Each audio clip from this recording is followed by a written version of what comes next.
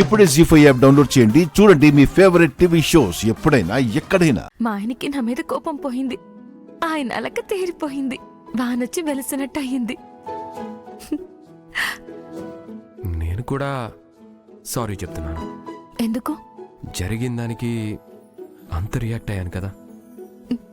సర్లేండి, ఇప్పటికైనా నన్ను అర్థం చేసుకున్నారు, అదే చాలు.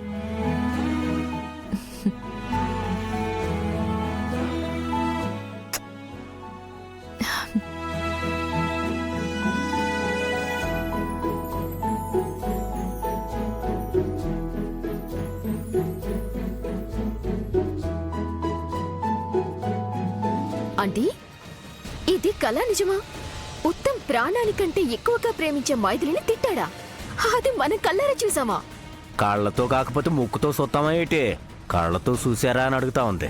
మీరు జోకులు వేస్తే నాకు కోపం రావట్లేదు బాబాయ్, కానీ ఆ ఉత్తమ్ మైథిలిని తిడుతుంటే మైథిలి బిలబిల ఏడుస్తూ ఉంటే అబ్బబ్బబ్బబ్బబ్బా, అది తలుచుకుంటుంటే నాకు ఒళ్ళంతా ఆనందంతో ఉప్పొంగిపోతుంది. అవును, మైథిలి మీద ఏగవాలినా భరించలేని నా కొడుకు మొదటిసారి నా గురించి తన భార్యని తిట్టాడు.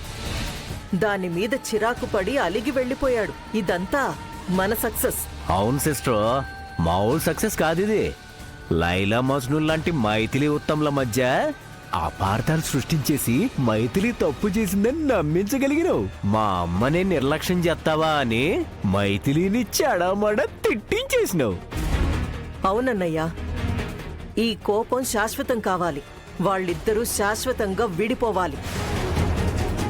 అదెంత పని ఆంటీ? ఈ రోజు మీ విషయంలో ఉత్తమ్కి కోపం తెప్పించినట్టే రేపు శుభప్రద ఆంటీ విషయంలో, సులోచన ఆంటీ విషయంలో పుల్లలు పెట్టి కోపం తెప్పించగలిగితే ఆటోమేటిక్ గా ఉత్తంలో మైథిలి మీద కోపం పెరుగుతుంది. అది ద్వేషంగా మారి మైథిలిని ఉత్తంని విడదీస్తుంది. కరెక్ట్. నా కొడుకు దేన్నైనా భరిస్తాడు, కానీ అమ్మల్ని నిర్లక్ష్యం చేసినా, అమ్మల్ని లోకువ చేసినా అస్సలు భరించడు, క్షమించడు. ఆ ప్రేమనే బలహీనతగా మార్చి మైథిలి మీద కాలు దువ్వేలా చేస్తా. పండంటి వాళ్ల కాపురంలో కలతలు రేపి వాళ్ళిద్దరినీ శాశ్వతంగా విడదీస్తాను. సూపర్ సిస్టర్, ఇక నుంచి మన ముగ్గురు టార్గెట్ ఒక్కటే. ఎక్కడ ఛాన్స్ దొరికితే అక్కడ వాళ్ళిద్దరి మధ్యలో పొల్లలెట్టేయాలి. మైథిలిని పర్మనెంట్ గా ఈ ఇంటికి దూరం చేసేయాలి. అలాగే అన్నయ్య, రేపటి నుంచి మన ప్లాన్ అమలు చేద్దాం. అమ్మా, ఆ మాట చెప్పాల్సింది మనం కాదు, నానమ్మ. నువ్వు చెప్పు నానమ్మ. రామయ్య తాతయ్యని ఉండమంటావా వెళ్ళమంటావా?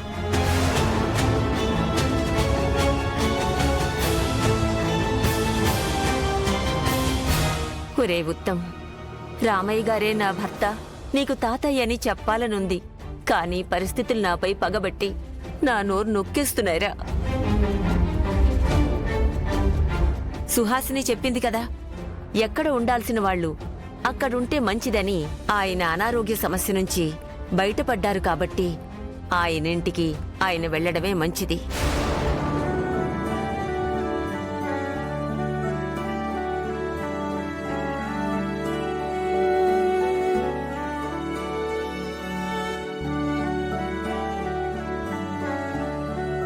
ఇన్ని రోజులుగా నన్ను మీ అందరితో పాటుగా ఉండనిచ్చినందుకు మీ అందరికీ పేరు పేరు నా కృతజ్ఞతలు.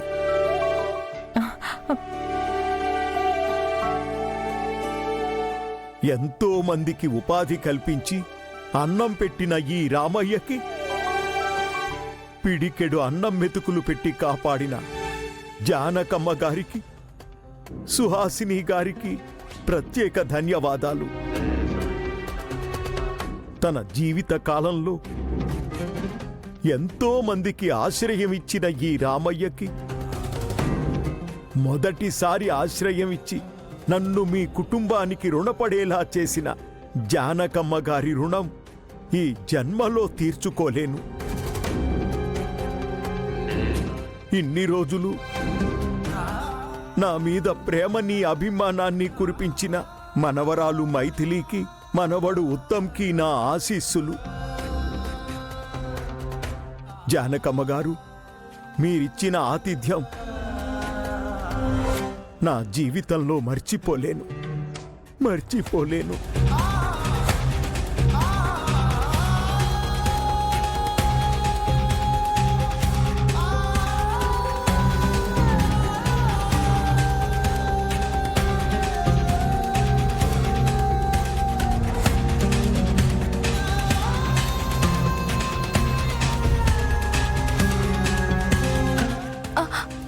అమ్మమ్మ గారు, తాతయ్య గారు వెళ్ళిపోతున్నారండి. ఆయన ఆగమని చెప్పండి ప్లీజ్. అమ్మమ్మ గారు, అమ్మా నానమ్మ, ప్లీజ్. ప్లీజ్ ఉండమని చెప్పు నానమ్మ. భగవంతుడా, నువ్వు వాడించే ఈ నాటకాన్ని ఎప్పుడు ఏ మలుపు తిప్పుతావో, ఎవరిని ఎలా వాడుకుంటావో ఆడుకుంటావో ఎవ్వరూ ఊహించలేరు స్వామి. నేనెందుకు ఆగమని చెప్పాలి? నాకేం అవసరం? ఆయనేమైనా ఈ ఇంటి మనిషా? ఉండమని బతిమలాడ్డానికి వెళ్ళనివ్వండి. ఎప్పటికైనా వెళ్ళవలసిన వారే కదా. కాలమే అన్నిటికీ సమాధానం చెప్తుంది. ఎవరు ఎప్పుడు ఎక్కడికి చేరుకోవాలో వారిని ఆ సమయానికి చేరుస్తుంది.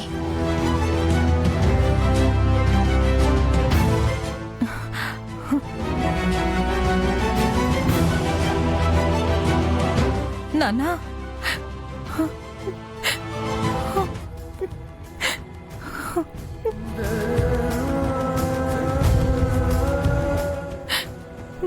నువ్వు జీవితకాలం మాతోనే ఉంటావని ఆశపడ్డాను నాన్న. ఇలా అర్ధాంతరంగా వెళ్ళిపోతుంటే నాకు ఏడుపు వస్తుంది నాన్న. పిచ్చి తల్లి, 20 ఏళ్ల క్రితమే నన్ను ఇంట్లోంచి పంపించేసింది మీ అమ్మ. ఇప్పుడు పంపడంలో కొత్తే ఉంది. పొమ్మనడం వాళ్ళకలవాటే, పోవడం నాకలవాటే. మీ అమ్మ మనసులో నేనున్నానో లేదో నాకు తెలియడం లేదమ్మా. ఆ దేవుడాడే చదరంగంలో ప్రస్తుతానికి నా అడుగు బయటికే. నేను మీకు గుర్తుంటానో లేదో తెలియదు, కానీ మీరెప్పటికీ నా గుండెల్లోనే ఉంటారు. మతిమరుపు మనిషిని సంతోషపెడితే, జ్ఞాపకం మనిషిని ఎప్పుడు ఏడిపిస్తుంది అంటారు. అలాంటి మధురమైన జ్ఞాపకాల్ని నా గుండెల నిండా నింపుకొని వెళ్తున్నాను. మనిషిగా మీకు దూరంగా ఉన్నా నా మనసెప్పుడు మీతోనే ఉంటుంది. వద్దు నాన్న, నాన్న ప్లీజ్ వెళ్ళొద్దు నాన్న. నాన్న, నాన్న, నాన్న.